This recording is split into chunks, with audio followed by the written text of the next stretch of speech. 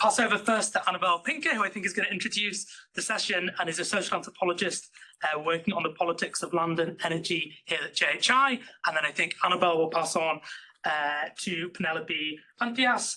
Apologies if I've mispronounced your name there, an associate professor in human geography at Durham University, working on struggles over land, indigenous community land issues, resource extraction, and with a particular focus on Bolivia, which I think is going to be the focus of the presentation now. So, I'll send it to you.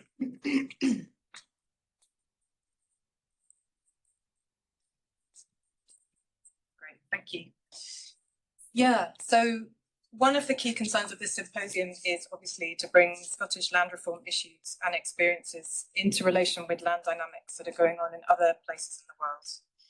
And co-thinking with scholars, practitioners and activists in other parts of the world helps us to make visible some of the patterning around the politics of land that is shared across places, as well as the specificities that are peculiar to particular places. And at the Hutton, we're currently exploring the possibilities of this kind of comparative work on land politics, for example, through a research project that Annie, Naomi and I are currently involved with called Reversing the Gaze. It's led by Atinshong Nakubu at the Royal Agricultural University, who is here at the back today. And the project brings together activists from Tanzania, South Africa and Scotland into dialogue with each other. And in this session, we wanted again to bring that sort of perspective from beyond Europe and North America, this time from Latin America. And it's going to be drawing and building on a lot from what's already been said this morning. Thank you to the previous speakers. A lot of what we'll be looking at here is also connected to things that Megan has touched on already. So to that end, we've invited Penelope Pantias, an associate professor in geography at Durham University, who I crossed paths with when we were both PhD students on Latin America years ago, to speak on the politics of native land claims in Bolivia. And before I hand over to her, though, I'm going to very briefly outline a project on community land ownership that I'm currently working on with Kerry Doyle from SRUC. Please come to our marketplace presentation at lunchtime to talk to us more about that, if you wish to hear about it. And then I'll then gesture towards, in very broad, probably quite crude brushstrokes, sorry, Penelope, in advance, some of the potential resonances between the politics of native land titling Bolivia and what is unfolding in Scotland in relation to dynamics of community land ownership. And that is not in any way to conflate native land titling with community land ownership. Megan has already touched on what differences there are. But I do want to bring out some of those sorts of the comparative possibilities there. Am I operating this? I am, yes.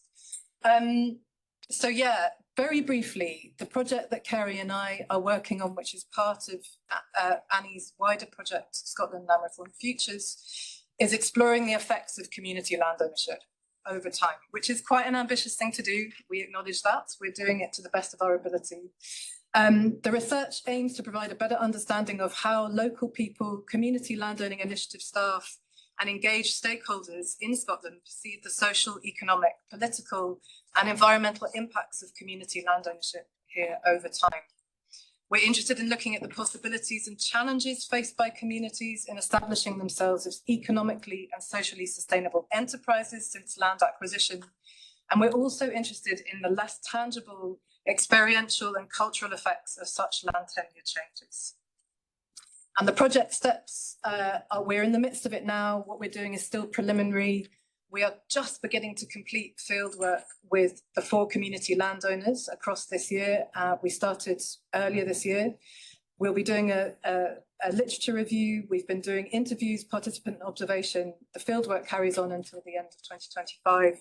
And we hand in our Scottish Government report in March 2026. And thereafter, we'll be sharing our learning and receiving feedback from the communities that have participated in the research. Those case studies are the Neudart Foundation, Southwest Mull and Iona Development, Park Trust and Melness Crofters Trust. So I just wanted to briefly introduce Penelope. She is an associate professor at Durham University in geography and examines struggles around indigeneity, territory and the politics of resource extraction in Bolivia. She explores how colonial relations are reproduced and contested at resource frontiers and in struggles over land and property. And her first book, Limits to Decolonization, which I think she's going to be drawing on in her presentation in a minute, explores the politics of territorial titling through the legal category of native community land tierra comunitaria de origen, a category of collective property that can be claimed by indigenous and campesino or peasant peoples under Bolivia's 1996 agrarian reform law. So she focuses on the dynamics and legacies of Bolivia's native community lands in the gas-rich Chaco region of Bolivia, exploring the everyday work of demarcating, mapping and titling land claims under the limits prescribed by the TCO process. And I very briefly wanted to, and this is based, I have to say, on my quite limited reading as yet of Penelope's work. So I really want to acknowledge that these are gestures, and we're hoping as we continue to read some of her work that we'll be able to elaborate that. So please forgive potentially crude comparisons here. But through those readings, there have been some interesting points that have arisen for me. And one of them is that Scottish community land ownership and Bolivian native land titling are actually generative and enabling in significant ways, despite some of their limitations. So Penelope, for example, tells us in her book that Indigenous peoples in Bolivia have made significant gains through land claims processes, building important social movements and transforming relations around land, labour and citizenship with local actors in the state. And of course, we know that community land ownership in Scotland has supported communities to serve long-standing needs, such as for housing, employment, the opportunity to shape land management for local futures, and also in order to support cultural inheritances such as Gaelic culture. Some of Antheus's work also sort of points us towards the very long temporalities and intense labour that are often involved in gaining control over land. So the Guarani people that Penelope will be talking about continue to struggle over time to recover their territory in piecemeal ways. Park Trust is a well-known example in Scotland of a process that took many years to gain ownership of the park estates via the initial use of the community right to buy legislation. So we're all aware that in many cases, community land ownership can be a very long and laborious process.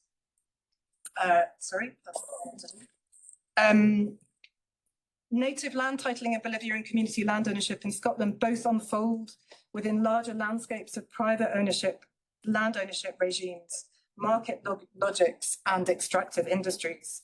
So from my reading of Penelope's work, the 1996 agrarian reform law was passed at the height of Bolivia's neoliberal period and in the midst of a gas boom as part of efforts to attract foreign investment to the country's extractive industries. And a primary aim of that law, from what I understand, was to resolve land disputes in the Amazonian and Chaco lowlands by providing clear title to indigenous and campesino communities, thereby freeing up lands outside TCOs for private investment. So in this sense, the politics and process of demarcating and legalizing the lands, the native lands, were interwoven with extractive capitalism. But Antheus also tells us that through negotiations with private hydrocarbon firms over the distribution of gas rents, which fund rural development projects, Guarani communities have been able to secure greater independence. In Scotland, we're finding, of course, and Kerry and I are encountering this a lot in our research, that partnerships with large-scale infrastructural developments, such as renewable energy projects and spaceports, are for some communities seen as pathways towards rendering community land ownership economically sustainable within a market context. This path also entails a transformation of land and its uses, for example, turning over common grazings to infrastructural uses. And this involves the navigation of internal conflicts as well. Indigenous land tenure in Bolivia and community land ownership in Scotland do not imply autonomy per se. Of course, navigating who gets to decide what happens to land once it is in community or in indigenous tenure in both countries is not necessarily straightforward. I won't go into that more here. And then there's the last point I thought I'd raise, which is tensions between land imaginaries and the logics of property. Now, this is something that Megan has already pointed towards. Guarani claims to territory, from my reading of Penelope's work, contrast with the piecemeal process of recovering land.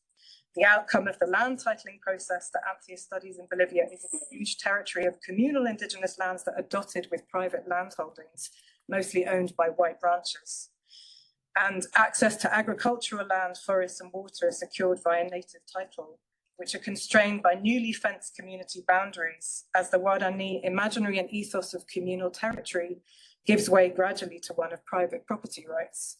And I think there are resonances here in Scotland where deep attachments to land and history, memories of the clearances, access to large amounts of land, crofting land use, exceed the legal constraints and boundaries of land which is tied up in formal community ownership structures. So these are just some early gestures. I'm sure Penelope is going to develop that in very different ways. And we're hoping to draw on her work as we write up our findings. Handing over to Penelope. Thank you.